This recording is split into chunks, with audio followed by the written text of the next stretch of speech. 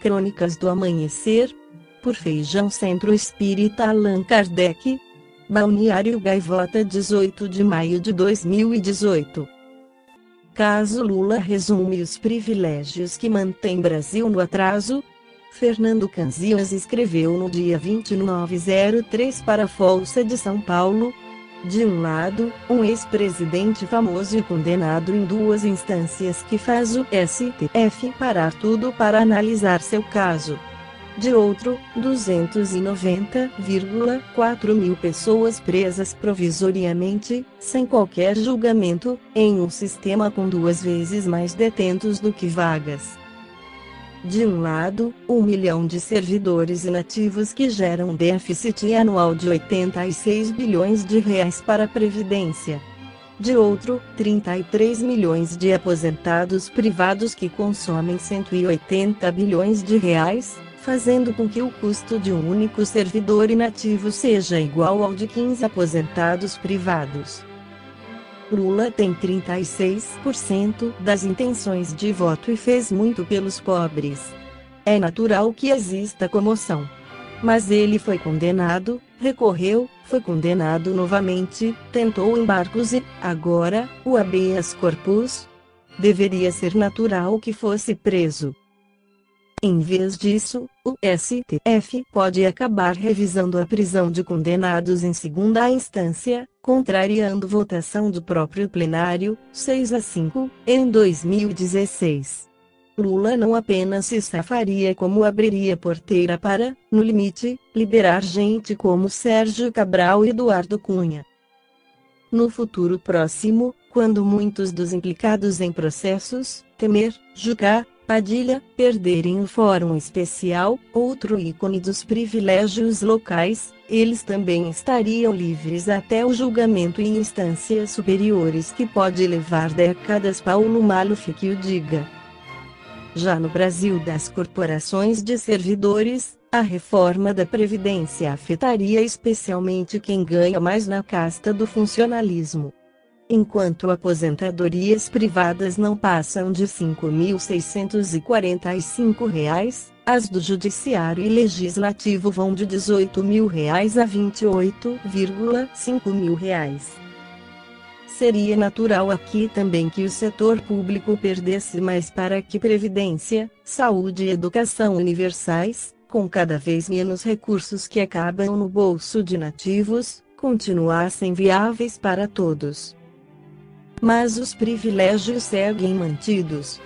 Justamente dos que já passam a vida ganhando 60% a mais que seus correspondentes na iniciativa privada, com estabilidade no emprego que os livra de ciclos de baixa. O caso Lula e a Previdência são os temas quentes atuais na política e economia. Eles poderiam ter um fim que beneficiasse a maioria. Mas só reforçam a mesma história ruim, de um país atrasado pelos privilégios de poucos que acabam com a previsibilidade das regras e o futuro dos demais.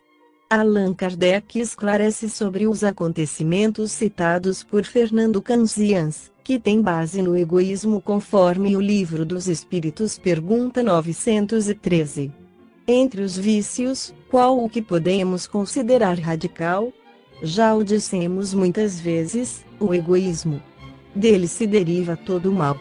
Estudai todos os vícios e vereis que no fundo de todos existe o egoísmo. Por mais que luteis contra eles, não chegareis a extirpá-los enquanto não os atacardes pela raiz, enquanto não lhes houverdes destruído a causa. Allan Kardec também questiona como erradicar o egoísmo. 917. Qual é o meio de se destruir o egoísmo? De todas as imperfeições humanas, a mais difícil de desenraizar é o egoísmo, porque se liga à influência da matéria, da qual o homem, ainda muito próximo da sua origem, não pôde libertar-se. Tudo concorre para entreter essa influência, suas leis, sua organização social, sua educação. O egoísmo se enfraquecerá com a predominância da vida moral sobre a vida material, e sobretudo com a compreensão que o Espiritismo vos dá quanto ao vosso estado futuro real e não desfigurado pelas ficções alegóricas. O Espiritismo bem compreendido, quando estiver identificado com os costumes e as crenças, transformará os hábitos, as usanças e as relações sociais. O egoísmo se funda na importância da personalidade, ora, o Espiritismo bem compreendido, repito, faz ver as coisas de tão alto que o sentimento da personalidade desaparece de alguma forma perante a imensidade.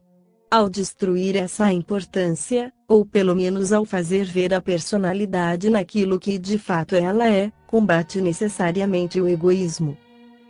E o contato que o homem experimenta do egoísmo dos outros que o torna geralmente egoísta, porque sente a necessidade de se pôr na defensiva.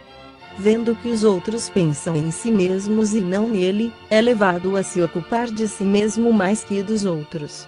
Que o princípio da caridade e da fraternidade seja a base das instituições sociais, das relações legais de povo para povo e de homem para homem, este pensará menos em si mesmo quando vir que os outros o fazem, sofrerá, assim, a influência moralizadora do exemplo e do contato. Em face do atual desdobramento do egoísmo, é necessária uma verdadeira virtude para abdicar da própria personalidade em proveito dos outros que em geral não o reconhecem. E a esses, sobretudo, que possuem essa virtude, que está aberto o reino dos céus. A eles sobretudo está reservada a felicidade dos eleitos, pois em verdade vos digo que no dia do juízo quem quer que não tenha pensado senão em si mesmo será posto de lado. Comentário de Kardec: louváveis esforços são feitos, sem dúvida, para ajudar a humanidade a avançar, encorajam-se, estimulam-se, honram-se os bons sentimentos.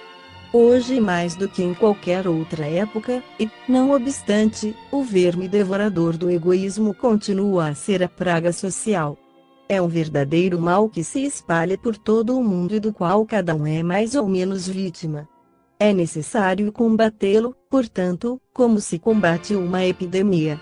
Para isso, deve-se proceder à maneira dos médicos, remontar a causa. Que se pesquisem em toda a estrutura da organização social desde a família até os povos, da choupana ao palácio, todas as causas, todas as influências patentes ou ocultas que excitam, entretêm e desenvolvem o sentimento do egoísmo.